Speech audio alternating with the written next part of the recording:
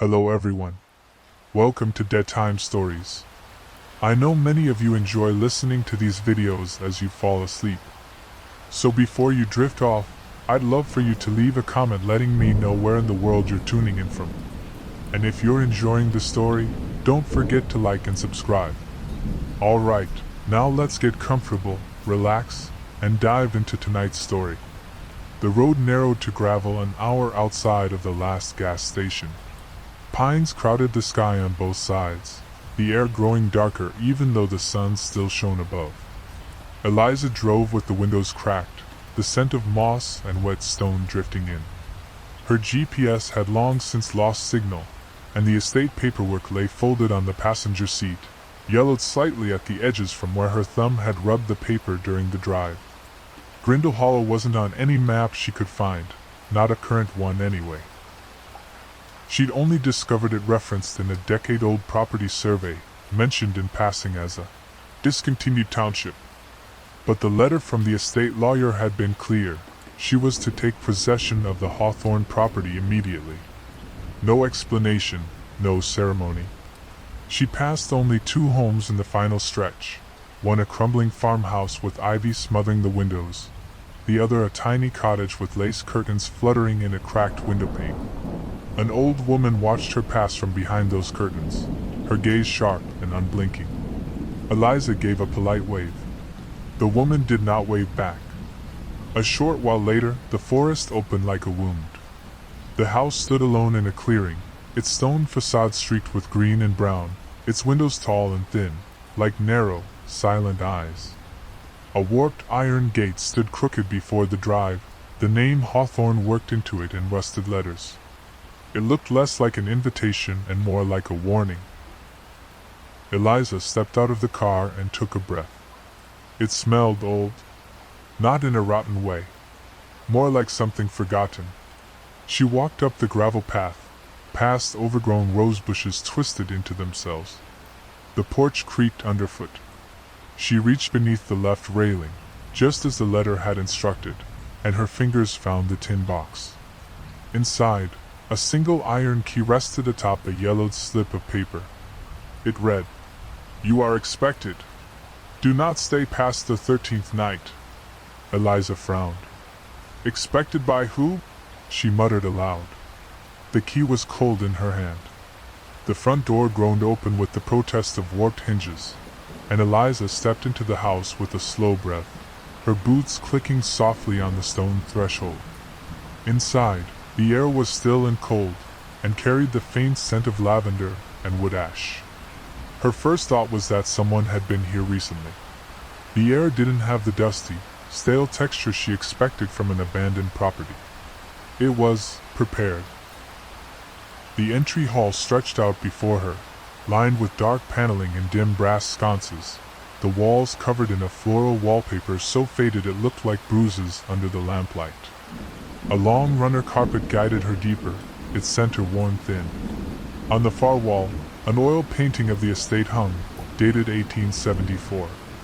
In the painting, the house looked new, clean stone, bright windows, and 3 small figures standing on the porch.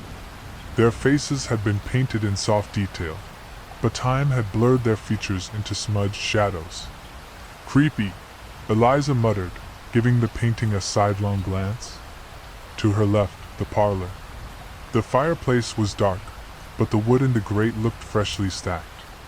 A teacup rested on the side table beside an overstuffed chair, its saucer ringed with faint dust, like the cup had been lifted, sipped from, and replaced.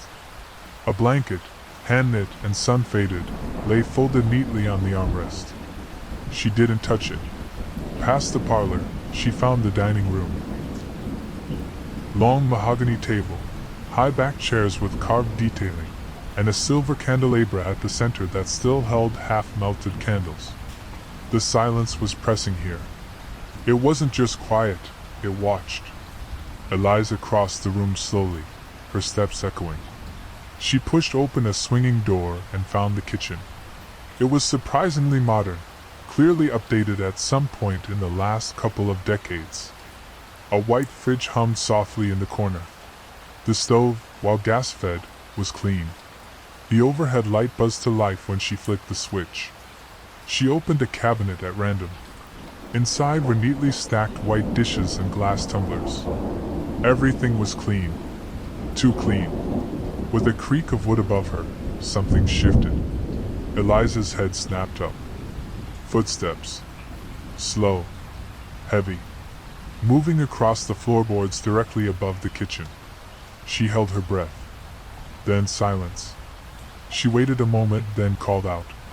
"Hello? Is someone here?" No answer. Just the low hum of the refrigerator and the faint tick of a nearby clock. With hesitant steps, she backed out of the kitchen and looked up the staircase she'd passed in the hall. It spiraled toward the second floor like a spine curling inward. The air had changed. She could feel it. Cooler. Heavier. Eliza swallowed and squared her shoulders. "I'm not scared," she whispered to herself, even though her voice shook. She wasn't sure if it was a lie. The staircase sighed beneath her weight. Every step moaned like it remembered being walked on, long ago. Eliza kept one hand on the railing, her fingers brushing against the smooth, time-worn wood as she ascended. The house seemed to close around her, the walls drawing tighter as she moved upward. At the top of the stairs, a long hallway stretched in both directions. Old light fixtures clung to the walls like barnacles, their glass covers smudged with age. The wallpaper was darker here. Green with a swirling vine pattern that seemed to shift if you looked too long. Eliza blinked and kept walking. There were 4 doors on the second floor. The first opened into a nursery. She wasn't expecting that. A white rocking chair sat beside a crib, gently swaying, though the window was shut tight. Dust motes danced in the filtered sunlight, and a wooden mobile shaped like birds turned slowly overhead. The room smelled faintly of powder and cedar. She stepped back and shut the door quietly behind her. The second room was a study, bookshelves lining the walls, each shelf packed to bursting. Most of the spines were leather, faded, and many bore no titles. A globe sat in the corner, ancient and yellowed, with borders that no longer matched the world. On the desk, a quill pen rested beside an ink pot. A page of parchment sat beneath it, mid-sentence.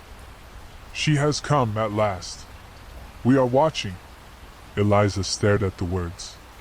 They were still wet. A cold weight pressed against her spine, and she turned quickly, expecting someone behind her. No one. But the chair beside the desk had moved. It was tucked in when she entered. Now it stood halfway back, like someone had risen to greet her. She backed out of the room without turning her back on it. The third door led to a bathroom. Clawfoot tub. Tiled floor. A mirror with a black frame that seemed to absorb the light. She caught her reflection, but for a fraction of a second she thought it wasn't her staring back. The mouth was wrong. Too wide. Smiling. She shut the door. The last room was the master bedroom. Unlike the others, this one felt lived in. The bed was made, the sheets tucked so tightly you could bounce a coin. A wool coat hung neatly over the back of a velvet armchair. The smell of lilacs lingered here. The window curtains were drawn halfway, letting in the soft gray light of late afternoon. And on the nightstand, a glass of water. Half full. Eliza frowned. She hadn't brought any water up with her. She picked up the glass, walked into the bathroom, and poured it down the sink. She placed the glass upside down on the counter. When she returned, it was already back on the nightstand. Upright. Half full again. She froze in the doorway. Something in the room breathed, not loudly, but just enough. A subtle shift in the air, like the house had exhaled. Eliza sat slowly on the edge of the bed, her heart hammering. She didn't want to admit it aloud, but the truth clawed its way to the surface. She wasn't alone. Not in this house. And not upstairs. That night, Eliza didn't sleep. She lay rigid beneath the heavy covers, eyes fixed on the ceiling while the house groaned around her. She thought she heard something walking slowly through the hallway, bare feet on old wood. A dragging sound followed, like something soft scraping across the floor behind it. When she finally did sleep, her dreams were strange. In them, she stood at the top of the staircase, the house silent and dark. A voice from the floor below called her name, not shouted, not whispered. Just called, like someone calling a dog in from the yard. It was a woman's voice. Gentle, familiar. She descended slowly, her bare feet cold on the wood. But when she reached the first floor, the layout had changed. The parlor was gone. In its place stood a long hallway lined with closed doors. From behind one came a soft knocking. Another emitted a low, guttural humming. She turned to leave, but the staircase was gone. She woke with a jolt. Sunlight bled through the curtains in wan gray streaks, and the room was freezing. The glass of water on the nightstand had changed. It was full now, brimming to the edge, and beside it sat a second glass. She scrambled out of bed, heart thudding, and dressed quickly. Downstairs, she returned to the study, half expecting the note to be gone, wiped clean. But it was still there on the desk, the same ink, the same hand. She has come at last. We are watching. Eliza flipped through the rest of the parchment, looking for more. Nothing. Blank. But then she noticed something else. On a nearby shelf, a large leather-bound volume stuck out just slightly, as if tugged loose by a passing hand. It bore no title, just a circular emblem embossed into the front, an Ouroboros, a serpent devouring its own tail. She pulled it down and opened to the first page. Names. Hundreds of them.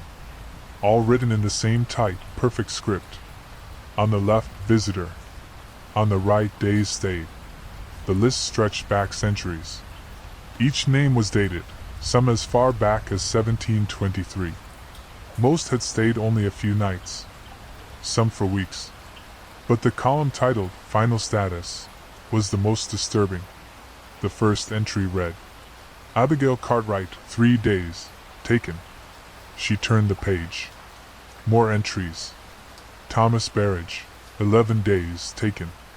Harriet White, 6 days, returned broken. Milo Strath, 1 day, fled. Juniper Hale, 14 days, never found. Eliza's fingers trembled as she reached the end of the list. Her own name had been added. Neat and recent. Eliza Gray, 1 day, watching. There was no column titled, Watching, on the others. Her breath caught in her throat. A whisper echoed in the room, not from behind her, not beside her, but from within the walls. It said only, She knows. Eliza slammed the book shut and backed away. Her hand found the desk for support, and landed on something cold. Another glass of water. This one was empty. Eliza left the study and returned to the hallway, the ledger clutched to her chest. The house felt different now. Tighter. As if the walls had drawn a little closer. As if they knew. She made her way back into the master bathroom. Maybe it was foolish. Maybe it was denial. But she needed to see herself. Needed to ground herself in something ordinary. Something real.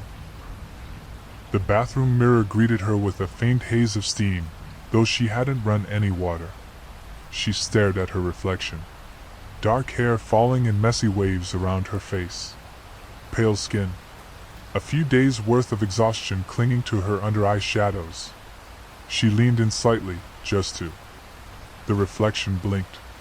But she didn't. Eliza staggered backward with a strangled cry. Her reflection grinned. For just a heartbeat, her mirror self pressed one palm against the glass from the inside. Her mouth moved, words without sound. And then, it was just Eliza again. Panting. Pale. Alone. She grabbed her bag and fled the bathroom.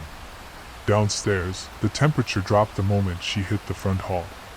Her breath fogged in the air, and the chandeliers above trembled slightly, their crystals clicking like teeth.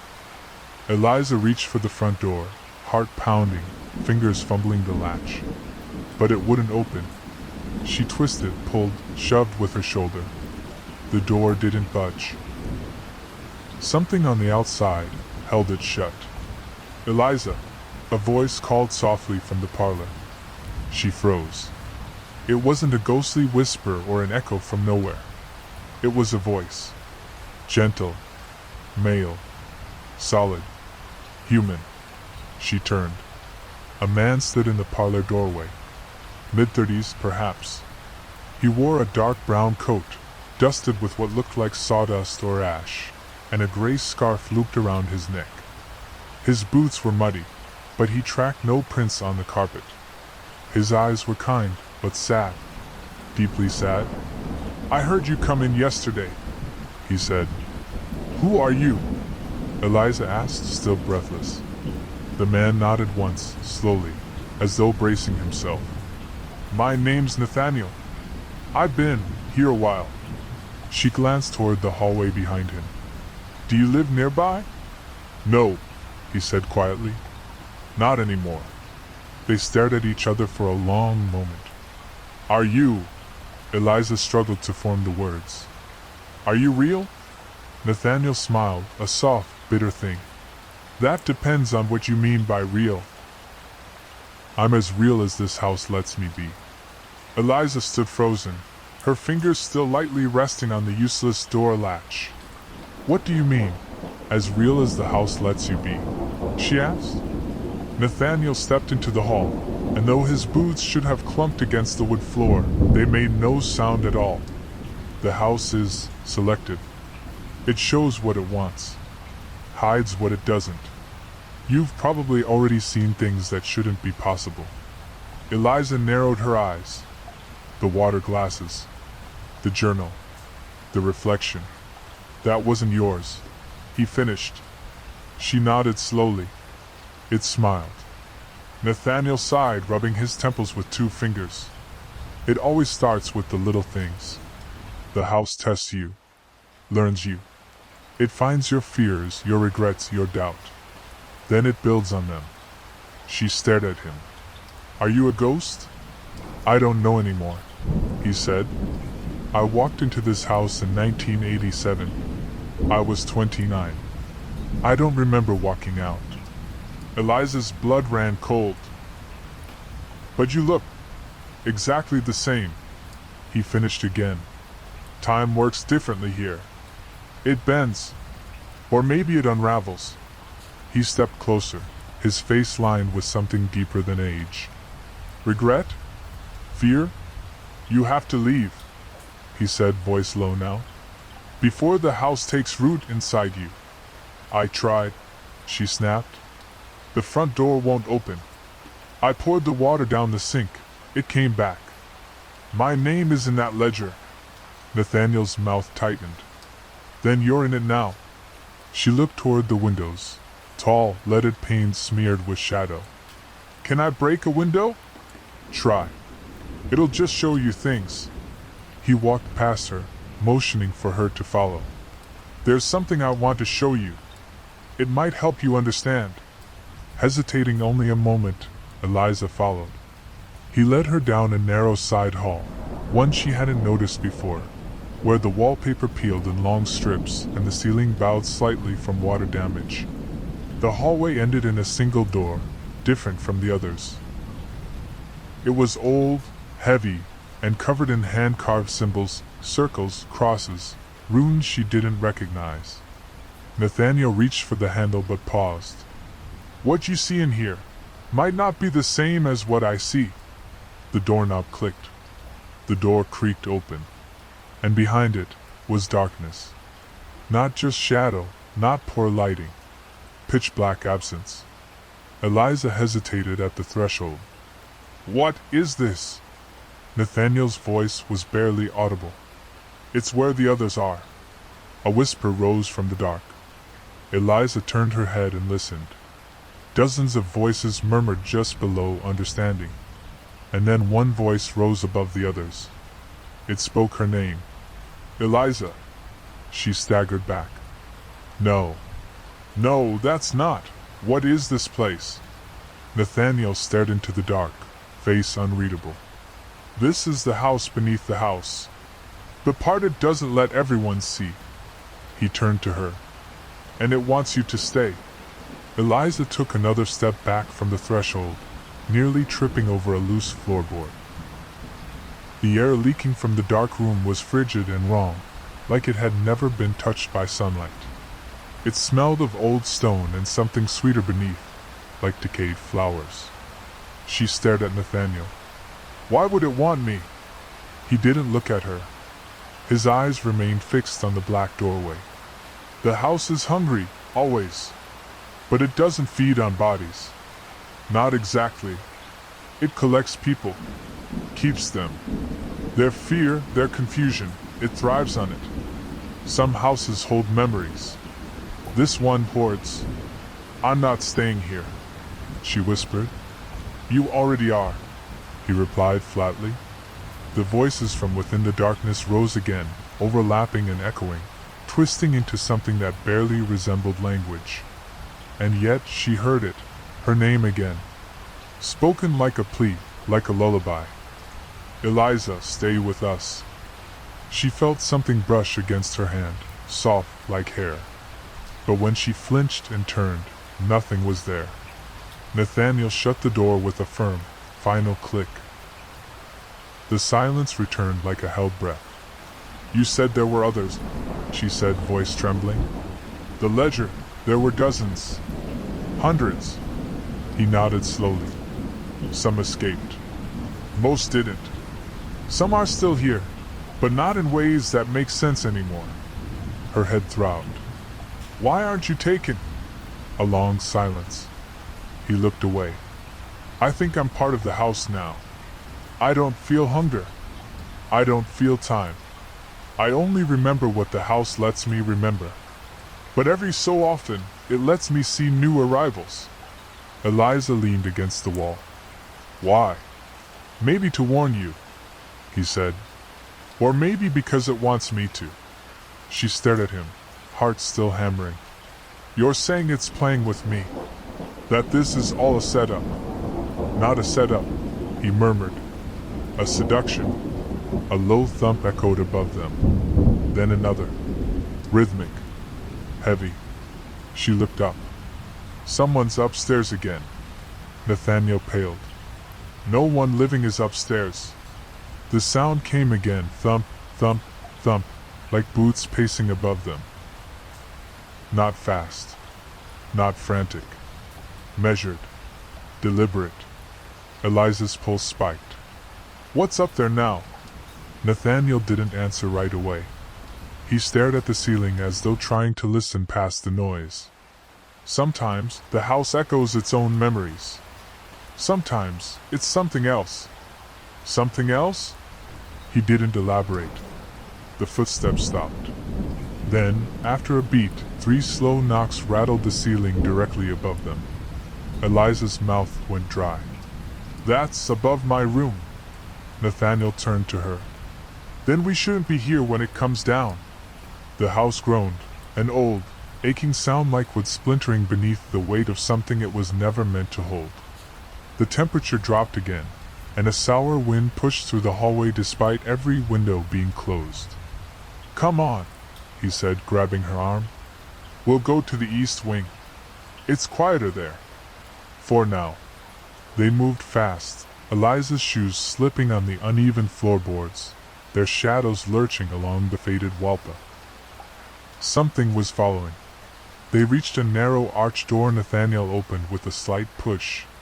Behind it, another stairwell, steeper than the last, lit only by a single flickering bulb overhead.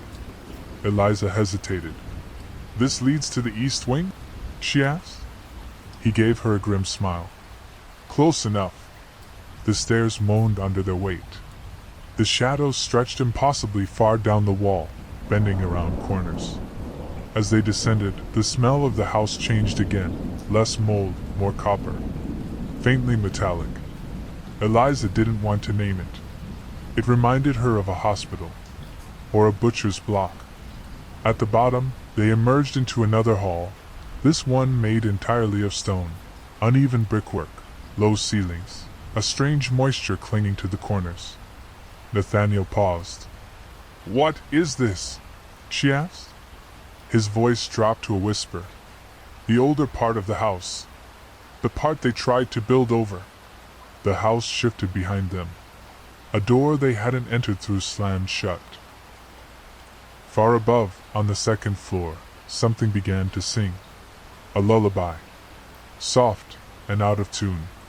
And it was Eliza's mother's voice. Eliza froze.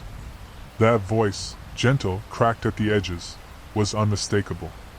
It tugged at something deep inside her, something old and wounded. She hadn't heard her mother sing since she was 11. Not after the accident. Not after the long, sterile hallways of the hospital and the whispering doctors with their grave faces. Yet here, now, her mother's lullaby slipped down through the floorboards like water through cracks. Every note laced with impossible memory. "Hush now, my darling, the stars are all near. The dark can't find you when mother is here." She turned to Nathaniel. "That's her. That's my mother." "No," he said, voice tight. "That's the house wearing her." Eliza took a step toward the stairwell they'd come down. "But it knows. How could it know that? It knows everything you carry with you," Nathaniel said. "It digs. It waits. Then it feeds. The deeper you go, the more it shows you." Her hands were shaking. "That song, she used to hum it when I was sick. I never told anyone. Not even. It doesn't need you to tell it," he said. "It's inside you already. That's how it learns." She stepped back from the stone wall, pressing her palms into her forehead. "This is insane. I know. I can't stay here. I know." From the floor above came the sound of soft creaking, like someone walking barefoot through her room. Then something else. A voice, this time much closer. Right above the ceiling. "Are you sleeping, little one?" Eliza staggered back. Nathaniel caught her before she fell. "Come on. This way. There's a room here, a kind of sanctuary. A place the house avoids." She followed him deeper into the stone corridor, the air thick with cold. The walls felt wet now. Her hand brushed against one and came away damp, the smell sharp and earthy. At the end of the hall stood a narrow door made of ironwood, sealed tight with an old iron latch. Nathaniel unhooked it and pushed it open. Inside was a small chamber. No windows. A single oil lantern burned in a glass case. The room was lined with mirrors, every wall, floor to ceiling. She saw herself from every angle, distorted, duplicated, endless. Nathaniel stepped in first. "It doesn't come in here. Not fully. It doesn't like reflections." Eliza followed, wary. "Why?" He shrugged. "Maybe it doesn't like seeing itself." She moved to one of the mirrored walls. Her reflection stared back, wide-eyed, pale, trembling. But something wasn't right. Her reflection moved a second too late. And then, for just a moment, smiled. Not with her mouth. With its eyes. Eliza stepped away from the wall. Her heart thudded a frantic rhythm, blood rushing in her ears. All around her, the mirrors held their quiet vigil, her face repeated a dozen times over, framed in cold silver. But only one reflection had moved wrong. Only one had smiled. Nathaniel watched her from the center of the room, his face unreadable. "You saw it," he said. She nodded slowly. "What was that?" "One of the house's mimicries," he murmured. "Fragments of memory given shape. The deeper the house reaches into you, the more it makes of you. Sometimes it borrows your face. Sometimes it borrows your voice. Sometimes," he looked away, "it doesn't give them back." Eliza's stomach twisted. She looked back at the mirrors. All the reflections stared calmly. None moved. "It felt like it knew me," she whispered.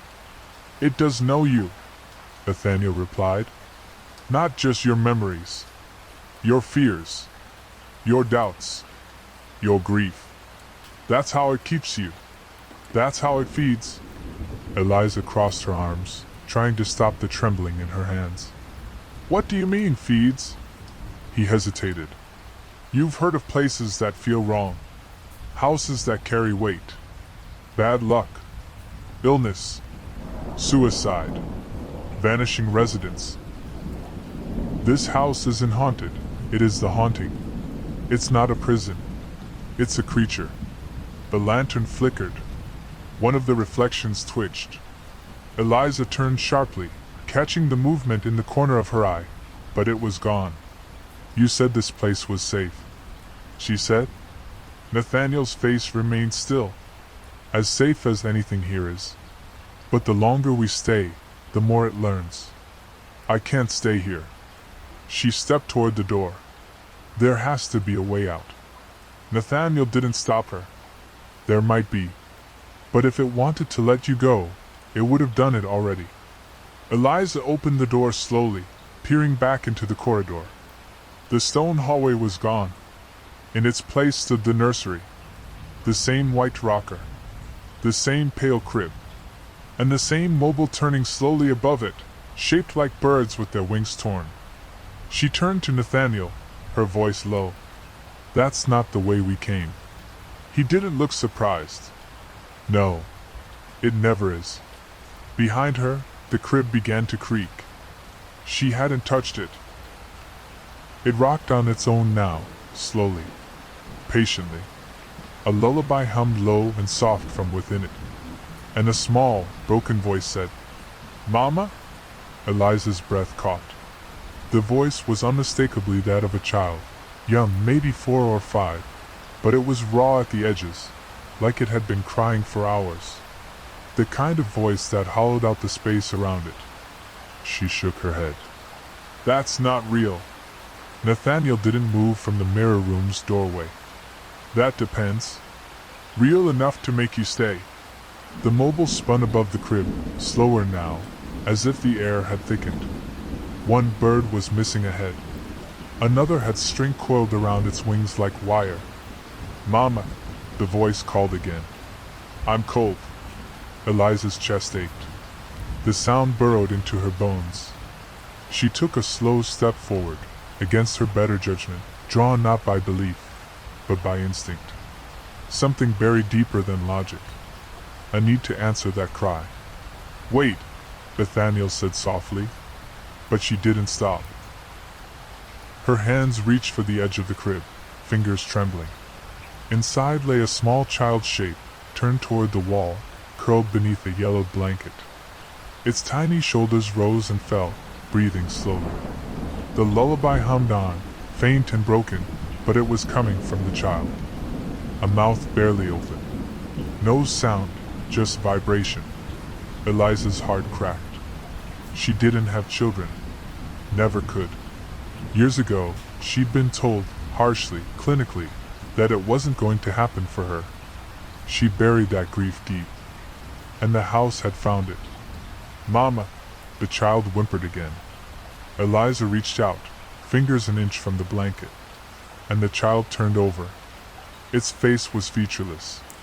Smooth, pale flesh stretched where eyes, nose, and mouth should have been. But beneath the skin, something moved. Small muscles twitching like trapped insects. It tilted its head in a mockery of curiosity. Then it smiled. A slit opened across its face, long and wet and wide, filled with tiny, glinting teeth. Eliza screamed and stumbled back into Nathaniel, who slammed the door to the nursery shut with a loud crack. The walls seemed to shudder in response. "It knows what to use against you," he said, voice grim. "It always does." Eliza doubled over, gasping. It wasn't real." He didn't answer. The door to the nursery remained shut, but from the other side came slow, soft tapping. Then a child's voice, sing-song and cruel. "Mama doesn't love me. Not anymore." Eliza backed away from the nursery door, her body trembling as if she'd run miles in the cold. Nathaniel gently took her arm and guided her back toward the mirror room. But the corridor was no longer there. Only a wall, bare and blank. The house had shifted again. "What now?" she whispered. "We don't panic," Nathaniel said. "We wait.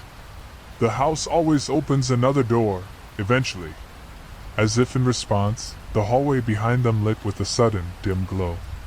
Not electric. Not candlelight. Something colder. Gray and wan, like twilight bottled in glass. From the end of that hall, a new door appeared, its shape distorted, taller than the others. It had no knob, only a round, black keyhole. Eliza turned to Nathaniel. "Does this lead out?" He hesitated. "It leads somewhere."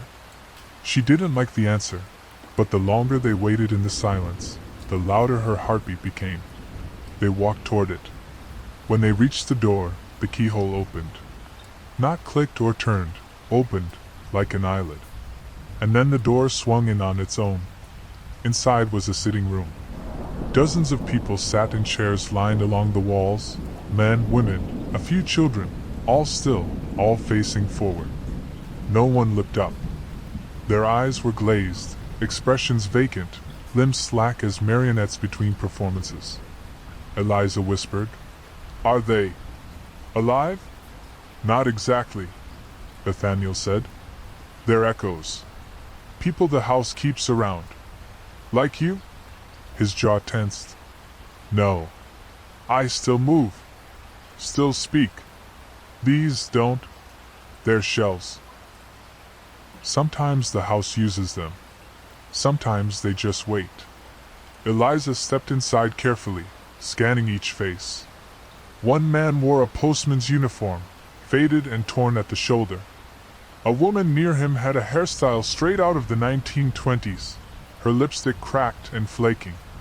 A teenage boy clutched a toy train in his lap, eyes fixed on a corner of the ceiling as if watching something no one else could see. She swallowed hard. "How long have they been here?" Nathaniel shook his head. "There's no time here. Not like outside. Some might have been trapped for a year. Others, a century. They don't age. But they don't leave either." Eliza approached the nearest figure, a pale woman in a house dress, hands folded neatly in her lap. "Can they hear me?" "Sometimes." "Can they be brought back?" Nathaniel didn't answer. Instead, the woman in the chair slowly turned her head and whispered, "She's already in you." Eliza jerked back from the seated woman, heart hammering. "Did you hear that?" she asked Nathaniel, voice shaking. She spoke. He nodded grimly. "The house lets them through sometimes. A word. A warning. A trick." The woman's head lolled to one side now, her eyes half-lidded but still watching.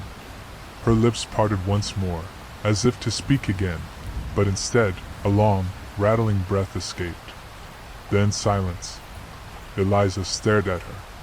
What did she mean, "she's already in you"? Nathaniel stepped forward, eyes flicking nervously to the corners of the room. "The house isn't just stone and wood. It's a presence. An intelligence. And once it latches onto you, it starts moving inward. Little thoughts that aren't yours. Feelings that don't belong. Dreams you've never had before, until you do. That's how it starts. You said it collects people," she said slowly. "Does that mean it becomes them?" "Pieces of them, yes. The house is a collector. It keeps the strongest parts, fear, guilt, longing. Everything that makes a person stay." As if on cue, a soft tapping came from the far wall. Eliza turned toward it. One of the seated figures, a man in his 40s, dressed like a turn-of-the-century preacher, had begun to twitch. His right hand rose shakily and began to tap a single finger against the wall. Tap, tap, tap. Eliza counted. 13 times. Then he stopped, arm falling limp again. Nathaniel pulled her gently away. "We shouldn't be here long. It's watching through them." As they turned to leave, a soft voice, not Nathaniel's, whispered beside her ear. "Don't let him fool you." She turned. No one stood there. Her skin crawled. "What was that?" she asked, spinning in place. "That voice." Nathaniel's brow furrowed. "What did it say?" Eliza hesitated. "It said not to trust you." Nathaniel looked stricken for a moment, but only for a moment. "I told you," he said carefully. "It lies. It wants you to distrust me. Divide us. Fear is how it feeds. But how do I know you're not part of it?" She asked, voice rising. "How do I know you're not leading me in circles? What if this is all a trick?" Nathaniel opened his mouth to answer, but the house made the choice for him. The floor split open beneath them with a sudden shriek of splintering wood, and both of them fell into the dark. Eliza hit the floor hard, the wind knocked from her lungs. Dust exploded around her, and for several moments she lay stunned, dazed by the fall and the way the dark wrapped around her like wet velvet. Somewhere nearby, Nathaniel groaned. "Eliza?" he rasped. "I'm here." Her voice echoed strangely, as if the walls were too far away or not there at all. She sat up slowly, the air thick and oddly warm. Unlike the rest of the house, this place breathed. She could feel the subtle push and pull, like lungs beneath the floor. A faint red glow pulsed through the darkness, distant and rhythmic. It beat like a heart. Eliza turned toward the light. "Where are we?" Nathaniel limped into view, his scarf torn, dust smeared across his jaw. The hollow, deepest part of the house, beneath the foundations. "I didn't know it still existed." "You didn't know?" she hissed. "You've been here decades. I told you the house changes. It shows new rooms when it wants to, and hides others when it needs to." The red light throbbed again, brighter this time, revealing the walls. They weren't stone. They were made of faces. Dozens, no, hundreds, of human faces stretched across the surface like flesh pressed into old parchment. Eyes shut. Mouths slack. Some seemed to moan with each pulse of light. Eliza clapped a hand to her mouth. "Oh my God!" Nathaniel's voice was hollow. "These are the ones it took. Not the shells. Not the echoes. The ones it absorbed completely. The taken," she whispered. He nodded. "This is what's left of them." They stepped carefully through the room, every footstep drawing a low groan from the walls. Eliza dared a closer look. One of the faces seemed younger than the rest, no more than a teenager, with freckles and curly hair pressed flat against the surface. His lips moved faintly, mouthing a single word over and over again. "Home." Eliza turned away, bow rising in her throat. "Why does it keep them?" she asked, voice cracking. "Because letting them go means losing part of itself," Nathaniel said. "Every soul here makes the house stronger, bigger, smarter. Is there no way to fight it?" Nathaniel didn't answer. "Eliza," a voice murmured behind her. She spun. A face in the wall had opened its eyes. They were hers. Eliza stumbled backward, nearly tripping over uneven ground as the glowing wall pulsed again. The face embedded in the fleshy surface didn't blink.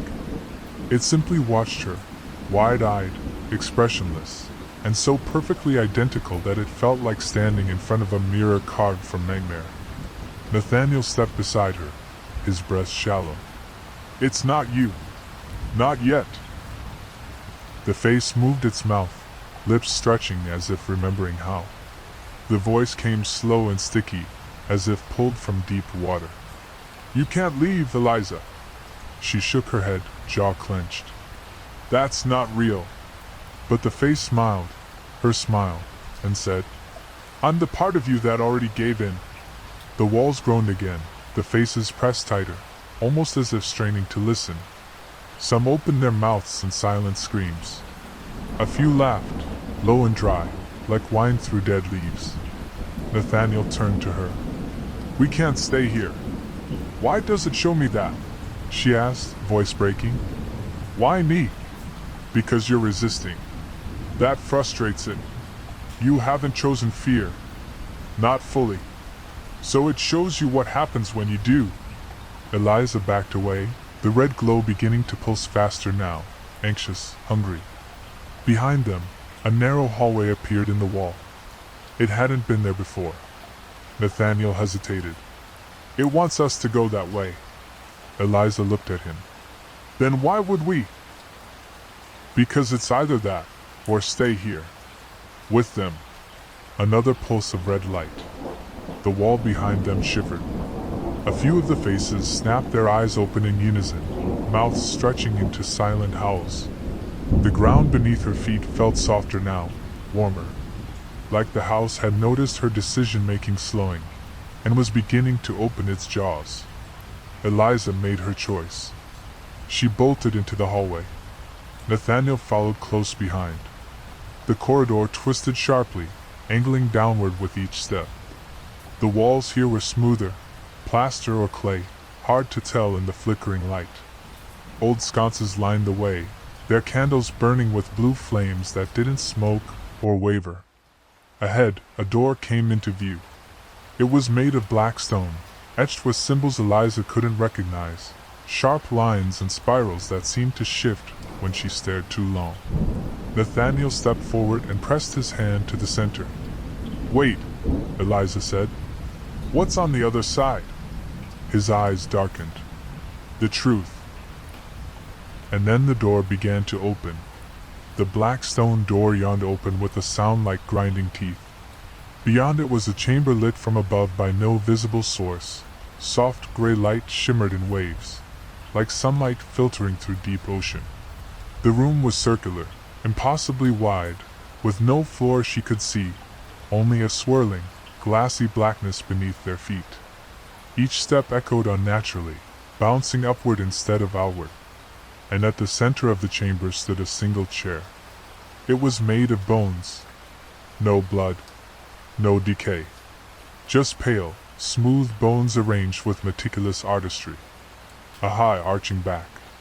Armrests shaped from fused vertebrae. The legs were finger bones, each digit curled against the floor like claws. Sitting in the chair was a woman. Or something like a woman. Her skin was colorless and too tight, her limbs long and oddly jointed. Her face was not blank or monstrous, but strangely beautiful, in an inhuman, aching way. Eyes like polished glass, lips too full, neck too long. Her hair hung to her waist in thick black waves, as if it had never once been cut. She was barefoot, and she was smiling. Eliza stopped walking, her feet unwilling to go farther. The woman spoke without moving her lips. You've come far, child. The voice wasn't inside the room. It was inside Eliza's head, laced with warmth, like silk soaked in venom. What is this place? Eliza whispered. The woman rose from the bone chair. When she moved, her limbs bent wrong, like joints hidden in too many places. Her feet made no sound on the glassy floor. Nathaniel stood very still beside her. Not fearful. Resigned. This? The woman smiled wider. I am the house, she said. And soon you will be, too. Eliza stood frozen beneath the gaze of the architect. If that's what she was, every instinct screaming to flee, even though her feet felt rooted to the slick, black floor. She could feel something brushing the edges of her mind, like fingertips gently probing her thoughts, turning them over like cards. She tried to speak, but her mouth was dry. The architect circled her slowly. You think of a house as walls and floors, but that's such a quaint misunderstanding. This place breathes. It learns. It evolves. And like any living thing, it must feed. She paused behind Eliza, close enough for Eliza to feel her presence without touch. You carry old wounds, the voice murmured. A childhood marked by silence. A life built on control. You bear your grief so well, but grief, my dear, is nutrient-rich. Eliza snapped out of her paralysis.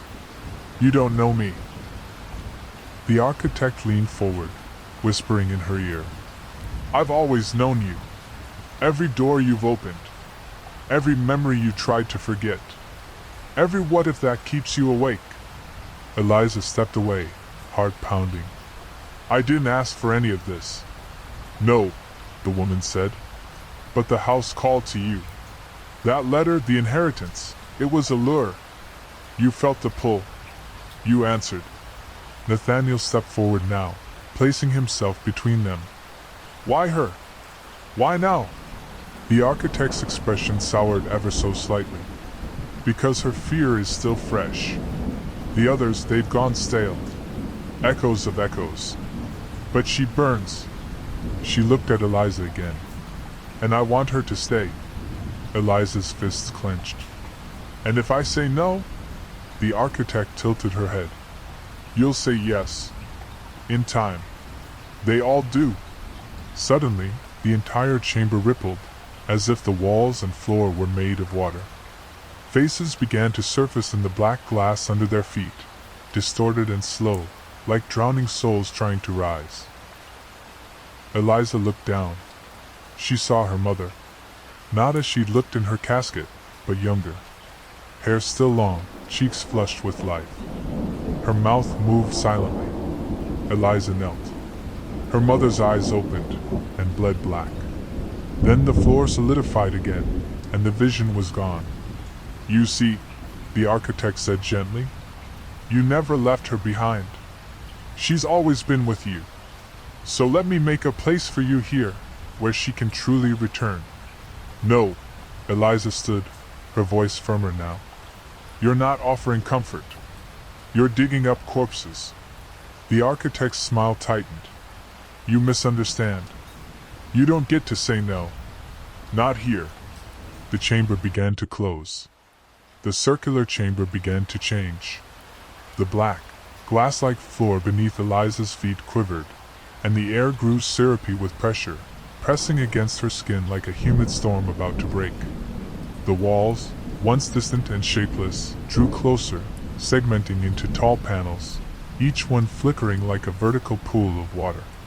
And in each one, a memory. Not scenes from someone else's life, her own.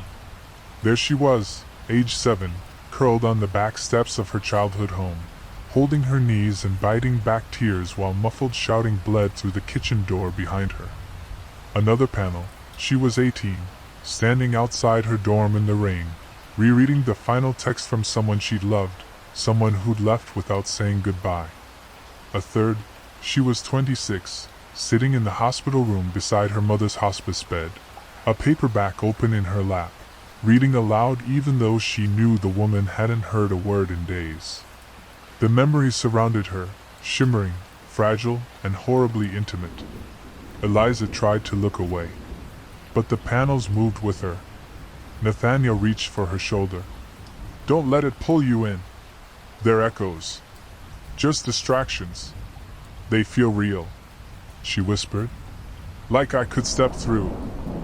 That's the point. The architect watched from the edge of the room, arms outstretched like a conductor. You hide your sorrow in dark corners, she said. Let me bring it to light. Let me relieve you of the weight. No, Eliza snapped. You don't want to help. You want to hollow me. One panel suddenly grew larger, engulfing the wall.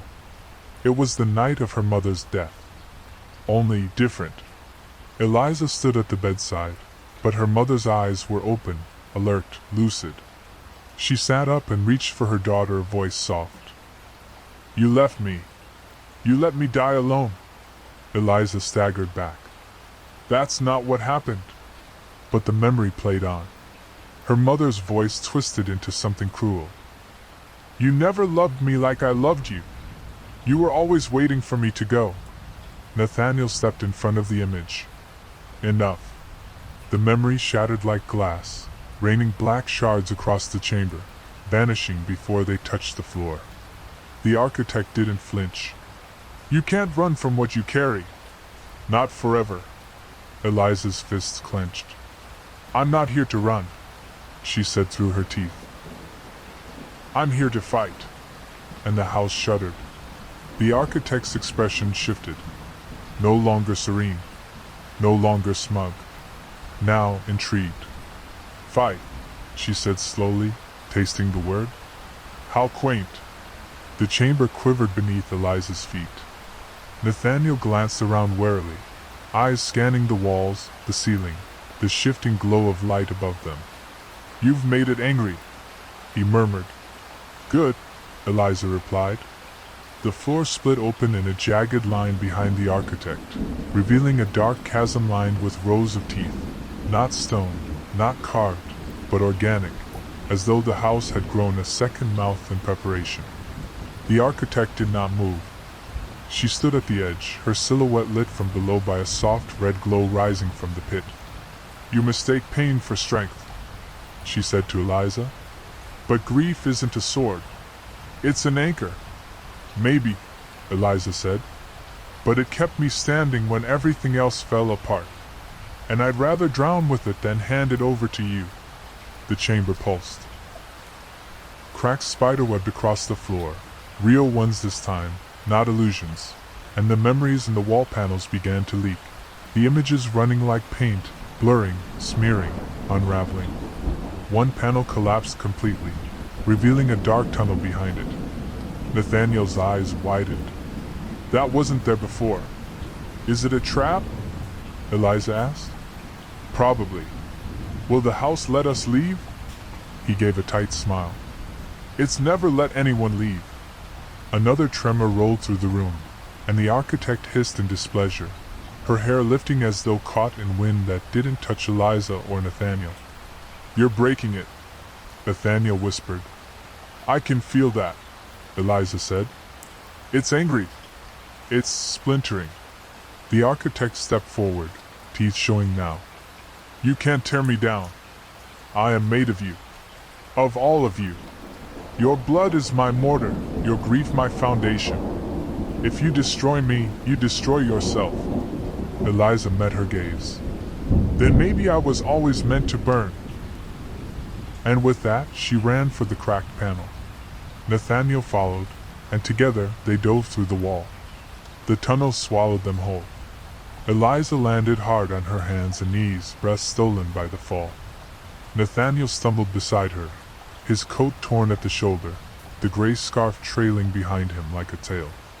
The air was dense and humid, soaked with the scent of earth, ash, and something older, like the first breath from a sealed crypt. The walls were made of bones. Not a metaphor, not an illusion, actual bones, stacked and fused together, etched with carvings.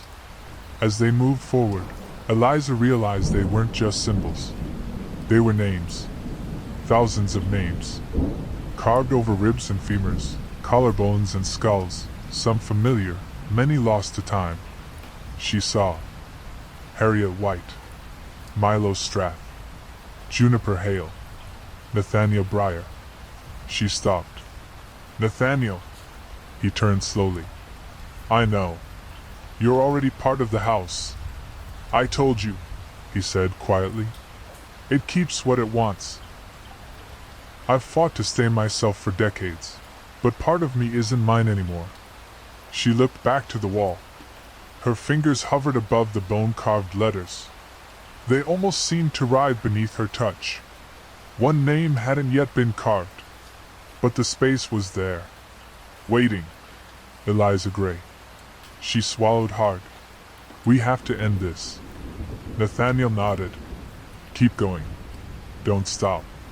No matter what you see. They moved deeper into the tunnel. The light dimmed behind them, yet ahead, a strange, soft glow pulsed like a distant lantern. As they walked, the bones grew fresher, wetter. Some were still red, still bleeding. The ground became soft, mossy at first, then spongy. Beneath their feet, something shifted, like pressure in a throat. This isn't a tunnel, Eliza murmured. It's a vein. Nathaniel didn't argue. Ahead, the tunnel opened into a chamber lined with mirrors, cracked and jagged, each one reflecting not their present, but twisted versions of themselves. Eliza saw herself smiling wide and hollow-eyed, wearing the white dress from the nursery. Nathaniel saw himself older, wrinkled, mouth sewn shut with black thread, nodding endlessly to someone unseen. The reflections moved before they did, and then they stepped forward, pressing against the other side of the glass. Trapped. Waiting. "Don't look," Nathaniel said. "Just run." And they did, through the center of the mirrored room. The glass screamed behind them, and somewhere far above, the house began to collapse. The scream of shattering glass chased them down the corridor like a living thing. The mirrors behind Eliza exploded inward, sending splinters of reflected selves tumbling into the tunnel. She didn't look back. She didn't dare look back. The air thickened as they ran, pulsing with heat and noise. The walls throbbed now, visible with each heartbeat, as if the house itself were struggling to hold its shape. The bones beneath their feet cracked and groaned under the strain. Somewhere above them, timbers snapped like ribs breaking under pressure. "We're killing it," Eliza gasped. Nathaniel's voice was barely audible. "Or it's birthing something worse." The passage narrowed suddenly, the ceiling dipping, forcing them to crawl. The walls closed in, slick, warm, almost living. And from just ahead, a sound reached them, not music, not whispering, but chanting. Low, rhythmic voices, dozens of them, overlapping in a language Eliza didn't recognize. It made her teeth ache. Her fingers went numb. And the deeper they crawled, the louder it became. They emerged into a narrow chapel. Stone arches curved above like a ribcage. Stained glass windows lined the walls, but the images were moving, each pane a shifting loop of sorrow. People grieving, screaming, digging graves with bare hands. Dozens of figures filled the pews. Not alive. Not dead. Each one wearing a mask, white porcelain, featureless save for a mouth etched into a frown or smile. They swayed in place, hands clasped in prayer. Their voices created the chant. On the altar stood a familiar figure, the architect. She wore no mask. "You've come far," she said softly, "but not far enough." Nathaniel stood beside Eliza. "You can't stop us." The architect smiled. "Who said I want to stop you?" Eliza stepped forward. "Then why try to break me?" "Because breaking you reveals you. Now you're raw. True. Open." Her voice deepened. "Now you're ready." The masked congregation turned in unison. All eyes, if there were eyes, on Eliza. And they began to rise. Eliza stepped back instinctively as the masked congregation rose from their pews. The porcelain faces reflected the flickering, red-tinged light, rows of smiling masks, frowning masks, blank ones, all watching her. They didn't speak. They only moved, together. A synchronized pivot like dancers responding to an unheard cue. Nathaniel placed himself between her and the altar. "They're not human anymore," he said. "They're the house's voice." One figure stepped forward, their mask painted with a single red teardrop. They extended their arms toward Eliza, beckoning. "Eliza Gray," the architect intoned. "Chosen by pain. Forged in memory. You are ready to belong." Eliza raised her voice, trying to sound braver than she felt. "I don't belong to anyone. But you already do," the architect said, stepping down from the altar. "You stepped across my threshold. You drank from my glass. You read from my ledger. You've touched the heart of the house. It lives in you now. Can't you feel it?" Eliza's throat went dry. Because, yes, she could feel it. Something pulsing just beneath her skin. A rhythm that wasn't her heartbeat. A ticking. Like she had been wound up and left running. Nathaniel pulled a small silver object from his coat. A box, old and tarnished. "Back away," he said to the crowd. "We do have a way out." The architect tilted her head. "That relic? The binding box?"